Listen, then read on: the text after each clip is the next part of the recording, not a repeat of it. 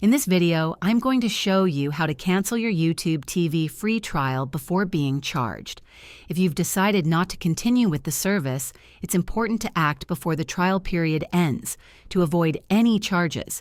Start by logging into your YouTube TV account on a computer or mobile device. Go to the Settings menu and select Membership. From there, click on Cancel Membership and follow the prompts to confirm your decision. You may be asked to provide feedback about why you're canceling. This step is optional. Once canceled, you'll still have access to YouTube TV until the end of the trial period, but your account won't be billed afterward. To ensure the cancellation was successful, check your email for a confirmation message from YouTube TV. If you subscribed through an app store like Google Play or Apple App Store, you'll need to cancel through their respective subscription settings instead. If this video helped you cancel your YouTube TV free trial, please hit the like button and subscribe to the channel for more helpful tips. Thanks for watching, and I'll see you in the next one.